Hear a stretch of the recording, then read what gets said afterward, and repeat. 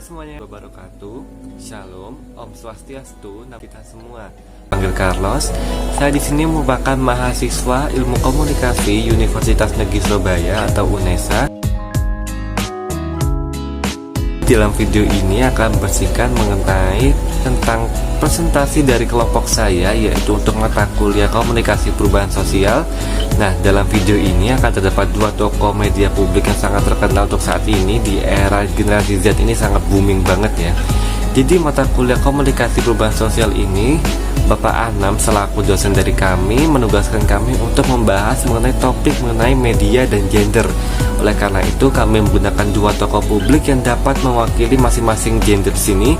Dan gender di sini dimaksud adalah berfokus pada feminisme dan maskulinitas seseorang. Maka dari itu saya di sini tidak akan sendirian, karena kami dari kelompok 5 akan terdapat 4 orang teman saya yang akan membantu kalian semua untuk memahami arti dari maksud dan alasan dari video presentasi yang kami buat saat ini. Oleh karena itu, untuk langkah berikutnya saya serahkan kepada Saudari Manda selaku teman saya untuk memulai presentasinya. Jadi untuk teman-teman sekalian, happy watching. Hai guys, aku Manda Dwi Agustin, NIM 196 dari kelompok 5. Oh iya, kalian tahu ini nggak? Kok lu udah lama gak ketemu sih? Ya iyalah, mulut gua pakai buat. Yaps, bener banget. Emil Mario ini adalah salah satu tiktokers dan juga selebgram yang memiliki banyak banget pengikut. Emil memiliki 7,2 juta pengikut di TikTok dan 757.000 pengikut di Instagram. Wow, banyak banget gak sih? Emil ini memiliki konten-konten yang sangat relate dengan anak muda zaman sekarang dan juga daily life yang seru banget untuk ditonton. Pembawaan dia yang centil dan juga kadang sini seperti cewek membuat dia tuh kadang dicap seperti lelaki feminin. Nah, seperti itu Emil Mario. Saja bakal dijelasin sama rekan aku selanjutnya. Bye. Kalian tuh marah nggak dibilang kalian tuh laki banget loh gitu? Itu jadinya fitnah sih kalau lo laki banget gitu. Ya nggak sih? Sekarang tuh gue malah lebih sebel kalau orang bilang enggak, dia nggak bencong. Enggak, gue bencong. Sumpah, jangan bilang gue nggak bencong. Gue bencong dan gue bangga. Karena menurut gue laki-laki sejati, lo tuh laki banget. Apa? Aduh, sekarang cowok-cowok pada selingkuh di mana-mana, ya kan? Terus habis itu juga cowok-cowok habis kabur. Kayak apa lo semua itu bisa di-define jadi laki-laki sejati?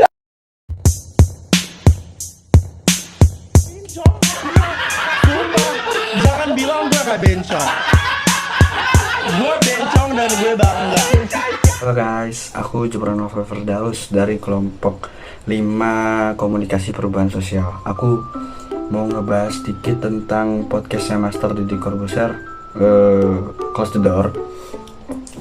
Di salah satu episodenya dia kan ngundang selebgram TikTok sama Instagram. Itu loh, Emil Mario. Kalian sih pasti tahu lah ya. Coba deh kalian tonton dulu. Ini sih aku mau ngebahas tentang tanggapan aku tentang video itu. Kan di podcast itu kan dia mengakui bahwa dirinya tuh cowok feminim atau bencong lah ya. Tapi apa ya? Aku sih ada setuju dan nggak setujunya sih pas dia ngomong kayak gitu, karena kebanyakan cowok yang kayak gitu dia tuh ada alasan tertentu lah, karena mungkin dari pergaulannya maybe, makanya dia bisa seperti itu, kayak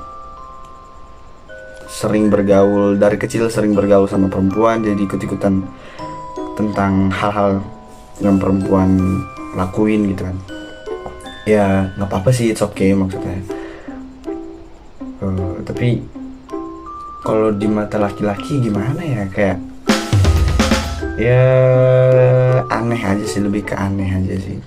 Karena dia soalnya ngakuin dan dia bangga di dalam podcast itu kalau dirinya tuh bencong. Kayak wow, keren gitu. Ya aku juga punya teman sih kayak gitu. Maksudnya kebanyakan orang yang kayak gitu tuh buat dijadiin teman itu asik sama seru sih. Soal kayak misalkan ngobrol atau kayak cerita-cerita lah kayak gitu kan, seru sih karena dia lebih apa ya, ngebuat suasananya tuh jadi rame lah ya. Terus dan selagi tidak merugikan orang lain sih it's okay, fine fine aja sih sebenarnya. Apa ya, dan untungnya tuh dia masih ada sisi laki-lakinya karena dia ada salah satu insiden yang keluarganya kena insiden lah, maksudnya orang terdekatnya yaitu adiknya sendiri. Dia ya kalian tahu lah berita-berita yang ada di TV-TV kayak gitu kan, pas lagi rame-ramenya kayak adiknya dia tuh dihamilin sama orang yang ternyata tuh cowoknya tuh manly gitu, maksudnya yang seharusnya tuh punya rasa tanggung jawab dan rasa pola pikir yang bener lah gitu kan. Dan dia dari insiden itu dia harus bertanggung jawab sama keponakannya itu, dia kayak beliin kebutuhan ibunya dan anaknya kayak gitu. Itu respect sih, aku respect sama hal yang dilakuin oleh Emil itu. Apa ya, dan dia ngomong juga kebanyakan cowok di luar sana yang maksudnya tuh kelihatannya manly ternyata nggak semuanya tuh bertanggung jawab dan punya apa ya, rasa kemanusiaan lah ya kan? Karena emang ya gimana ya, di berita-berita juga gitu sih soalnya. Jadi ya nggak salah juga sih kalau dia ngomong kayak gitu, karena dia juga ngomong kayak gitu dari pengalamannya ya kan. Ya itulah adiknya itu kan yang diambilin sama cowok yang sifatnya manly ternyata. Ya itu sih tanggapan dari aku ya, kan setiap orang kan punya penilaian dan tanggapan yang beda-beda ya. Kalau dari kalian gimana?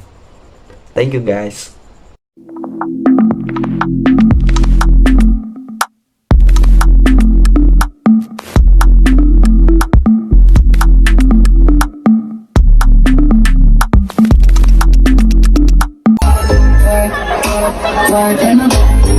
Sorry ya, aku mabuk. This is Cogil.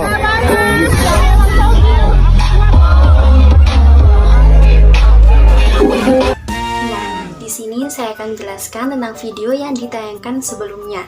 Sebelum itu, Emil Mario itu sempat disebutkan kalau ada cowok yang sejati yang kurang bertanggung jawab. Nah, cowok sejati itu siapa sih? Cowok sejati itu adalah si Satria Mahathir ini.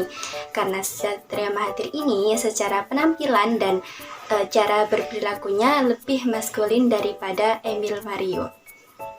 Karena nih kenyataannya si Satria Mahathir ini dikabarkan telah menghamili anak orang dan ditinggal kabur begitu saja. Bisa dikatakan dia berselingkuh. Sangat tidak bertanggung jawab, bukan? Nah, sangat berbanding terbalik dengan Emil Mario yang bertanggung jawab terhadap ponakan yang bahkan seharusnya bukan tanggung jawabnya. Saudara Emil Mario ini bernama Maria. Nah, Maria dengan Emil Mario ini bersaudara. Emil Mario dipanggil Om dengan Maria ini. Si Maria ini ternyata telah hamil dengan mantannya yang kabur tidak bertanggung jawab itu. Sebagai saudaranya, Emil memutuskan untuk bertanggung jawab menafkahi ponakan dari anaknya Maria. Hati kecil Emil merasa kasihan dengan ponakan tersebut, lalu dia terdorong untuk membantu menafkahinya. Jadi, cowok yang terlihat maskulin itu tidak selamanya lebih baik dari cowok yang feminim. Adanya feminisme dan maskulinisme itu karena faktor lingkungan pertemanan, pekerjaan, iklan, atau informasi di media melalui influencer fashion yang mereka ikuti. Nah, faktor-faktor tersebut mungkin mempengaruhi dari konten tiktokers yang suka membuat video-video. Karena mereka terpengaruh oleh konsep diri dan identitas gender yang mereka wadahi. Ekspresi gender feminim di media sosial menunjukkan bagaimana influencer laki-laki menampilkan diri mereka melalui ekspresi gender feminim. Terima kasih. Halo semua, kenalin aku Mita Taapian Rahman yang 089. Jadi aku di sini akan menyampaikan 4 poin kesimpulan yang sudah kelompok kami hasilkan dari pertemuan kali ini. Nah, poin pertama ada feminin dan maskulin bukanlah gender, melainkan hormon.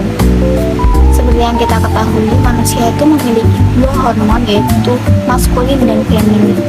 Jika salah satunya lebih dominan, maka hal tersebut akan berdampak pada sikap dan perilaku individu tersebut. Contohnya saja waria.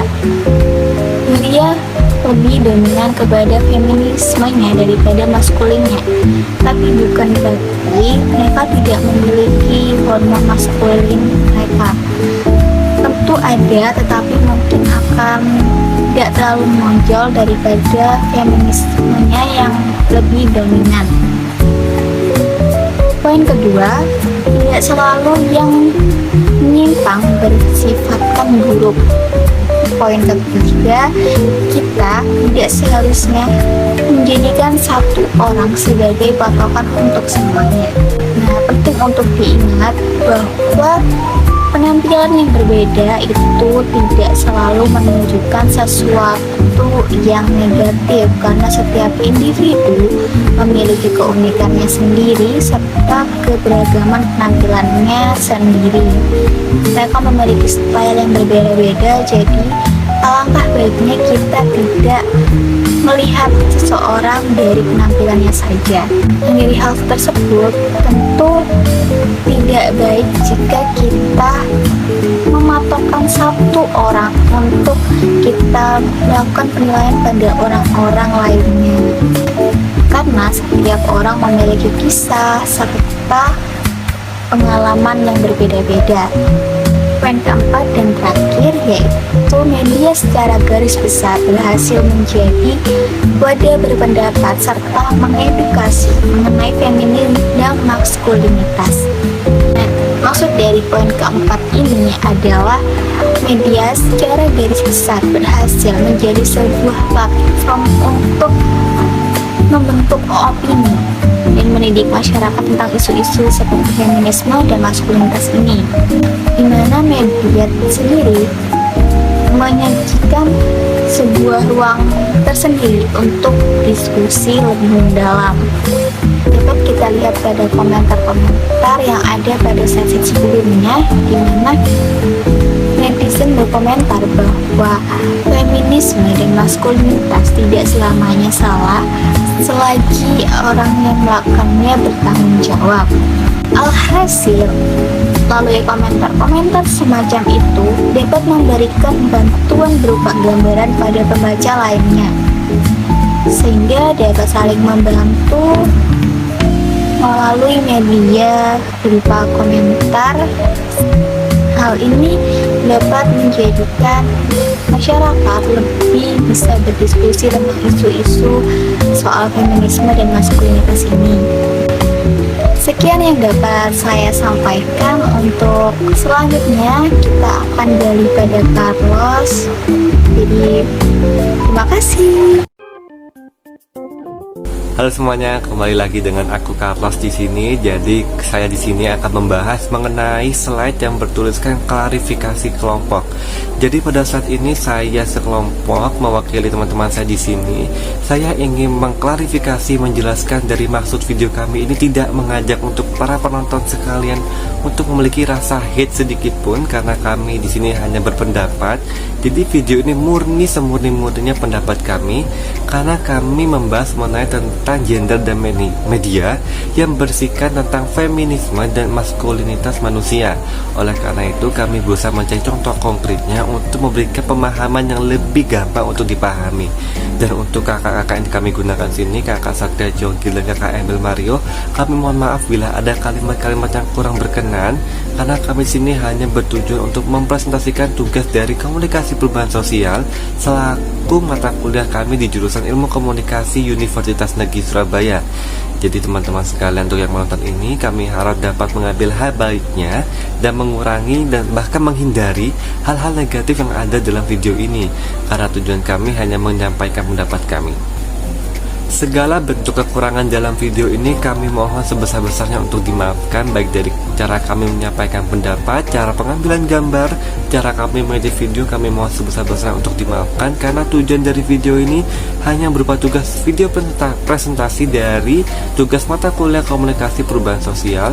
Jadi kami kelompok 5 dari mahasiswa-mahasiswi dari Universitas Negeri Surabaya jurusan Ilmu Komunikasi kelas 2023B akan pamit undur diri.